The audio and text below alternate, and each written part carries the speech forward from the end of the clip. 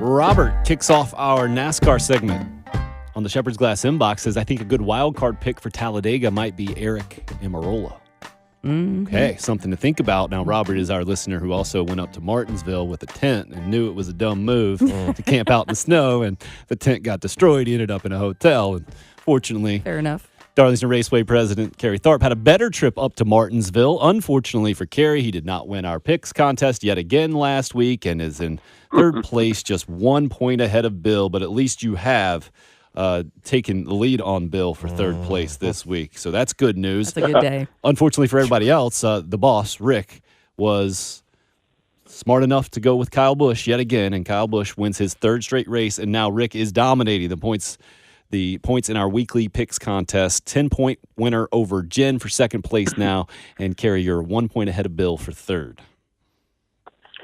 Well, I tell you what, my picks have not been all that great lately. I'm glad I'm not picking lottery numbers for you all, but it's, Kyle Busch has just been on a roll. First it was Kevin Harvick a few weeks ago, and now it's Kyle Busch. But, you go to Talladega now, it's a little bit of an equalizer. It's a restrictor plate track. It's a little bit of a crapshoot. So I think the field opens itself up a little bit this weekend down at Talladega. Okay, that race 2 o'clock on Sunday afternoon, not a Saturday night race under the lights like last weekend. You can listen to it on our sister station, 1320 The Fan, starting at 1 o'clock. Bill, what are you going to read to us now?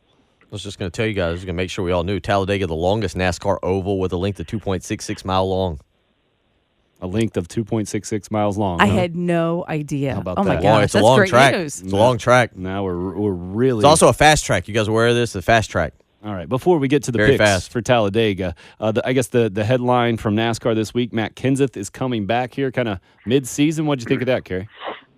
Well, I thought that was pretty good news. Matt Kenseth, in my opinion, still have a lot of racing left in him. I still think he has some wins left in him.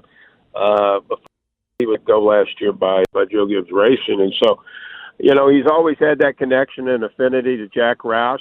Jack Roush is the one that kind of brought him up to the series, is when where he won his championship and where he won a good many of his races. And so I think it's a good move by Roush. The 6 car with Trevor Bayne is struggling somewhat right now. And so you bring a veteran over there like Matt Kenseth to try to stabilize things a little bit at this time of the season.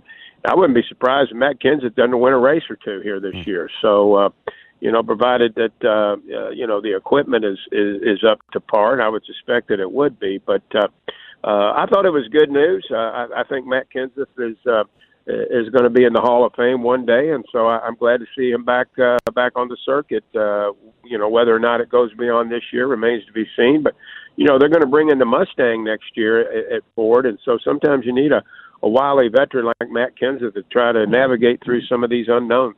And you touched on it. He was a champ back in 2003 and will have his first race this season, just a couple weeks in Kansas. Until then, it'll be Trevor Bayne there in the 6th. So, Kerry, what are you feeling for Talladega this week? I know you mentioned Kyle Busch, the 3 straight races, and Talladega can be an equalizer. So I'm assuming then you're not assuming that Kyle Busch will make it 4.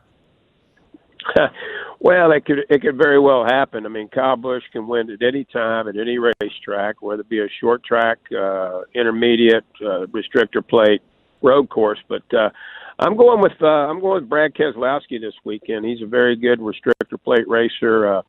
He's yet to get to victory lane yet this year, and so I think Brad Keselowski is going to be the guy that takes the checker flag on Sunday afternoon. I didn't see any physical reactions from either the drama queen over here, the NASCAR drama queen Bill, or Jen behind the glass, so it looks like you didn't steal a pick. We'll let Jen, you go next. You were going to pick Keselowski. Is that what you're saying? I was thinking about Keselowski. Mm-hmm. Okay, well, it was nice to see that you handled it very maturely. I'm not used to seeing that here in the studio. Well, I tell you, it's definitely, I think, a Ford dominant, race right now. So I do think that makes a difference.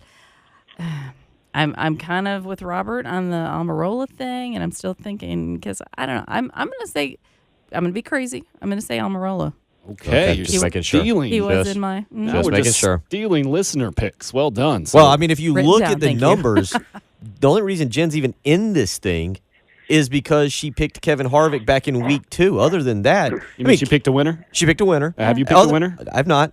Other than that, Kerry and I are the most consistent. We're constantly getting points here. I mean, we're kind of the the tortoise and the hare. Kerry and I are we're biding our time, biding our time. We're going to start winning here before long. I'm going Kyle Larson. It just feels like a week for Kyle Larson to bounce back. Jen took him last week. He finished 7th.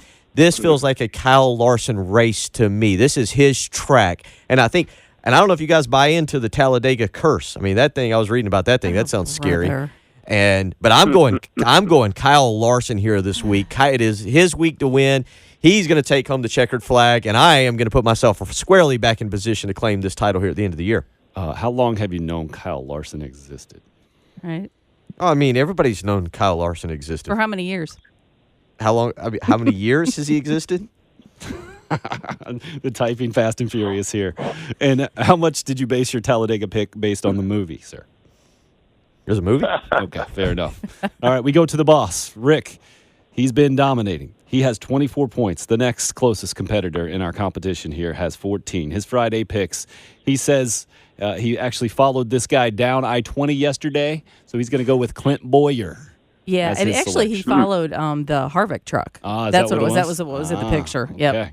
Okay. But he didn't go with him. Again, no one going with Kyle Busch. Interesting. I like that you guys aren't going with the obvious choice. Clint Boyer is the selection from Rick here. I think Harvick will do well, but got to shake it up, right? Okay, exactly. So, Kerry, we appreciate your insight as always on our weekly NASCAR segment, and I know you're wishing all the best for Gamecock Hayden Hurst on his way to Baltimore. Absolutely. I was thrilled to see Hayden go to Baltimore. I think it's a great place for him to go. The offense that they run up there and, what he can bring to the table. Also glad to see that they drafted Lamar Jackson. I think he's going to be a good quarterback for them in the future. So congratulations to Hayden Hurst. He's former USC SID, well-rounded sports fan, and Darlington Raceway president Kerry Tharp. Kerry, thanks for joining us, sir. Good luck this week, and we want you just to stay ahead of Bill is all we're expecting. Absolutely. I'll do the best I can. You all have a great weekend. Thank you. You too, man.